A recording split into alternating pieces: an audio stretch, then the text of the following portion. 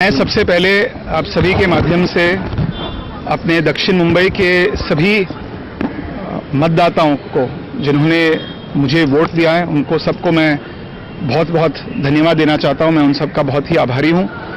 हमारे सभी पार्टी के और हमारे गठबंधन साथी के जो पार्टी के जो कार्यकर्ता है उनका भी मैं बहुत आभारी हूं।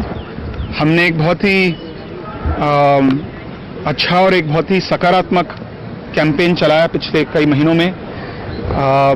काम के आधार पर न तो धर्म न तो जात, इन चीज़ों के आधार पर भेदभाव न करते हुए काम, विकास, दक्षिण मुंबई के विकास, भारत के विकास के बारे में हमने कैंपेन चलाए।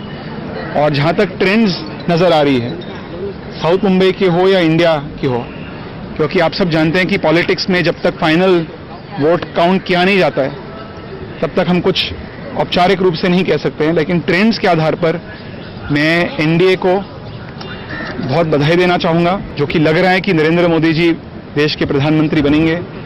उनके गवर्नमेंट को मैं बधाई देना चाहूँगा। यही कहना चाहूँगा कि कांग्रेस के एक नेता होने के नाते कि हम पूरी कोशिश करेंगे कि हम एक रिस्पॉन्सिबल ऑपोजिशन के रूप में काम करें। गलत हुआ क्या नहीं हुआ इस पर हमें भी इंट्रोस्पेक्ट करना पड़ेगा, हमें भी सोच विचार करना पड़ेगा इंटरनली। चाहे मुंबई लेवल पे हो, महाराष्ट्र लेवल पे हो, राष्ट्रीय स्थल पे हमें भी सोच विचार करके तय करना होगा कि क्या गलत क्या हुआ है। लेकिन इस बार एक ट्रेंड तो पक्का हम बड़ी कॉन्फिडेंस से कह सकते हैं कि एक ट्रेंड था कि जो कि बदलाव चाहते थे, जो वोटर परिवर्तन चाहता था, उनका जो वोटिंग था वो काफ़ी कंसोलिडेटेड हुआ। लोगों ने शायद कैंडिडेट्स पे स्थानिक इश्यूज को नज़रअंदाज या उपेक्षित करके एक राष्ट्रीय स्थल पे एक पार्टी को, एक नेता को या तो बदलाव लाने के लिए लोगों ने वोट दिया है। ये ट्रेंड मुझे लग रहा है कि नज़र आ रही है। मैं पिछले 10 सालों से इस क्षेत्र का सांसद रहा हूँ। दक्षिण मुंबई की मतदाताओं ने मुझे 2 बार इस क्षेत्र से चुन के पार्लियामेंट भेजा है।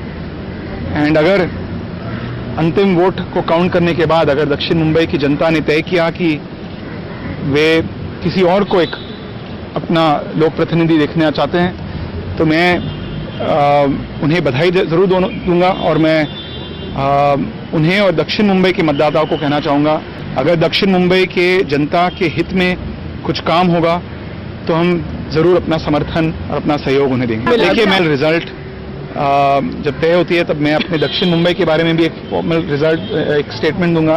पूरी इंडिया के बारे में भी मैं दूंगा। मैं अभी तक तो यही कहना चाहता हूं कि ट्रेंड्स के आधार पर मैं आपको इस बात का आश्वासन देना चाहता हूं, आपके व्यूअर्स को इस बात का आश्वासन देना चाहता हूं कि कांग्रेस पार्टी एक रिस्पॉन्सिबल ऑपोजिशन के रूप में हम काम करने को तैयार है। आप सबको बहुत बहुत धन्यवाद।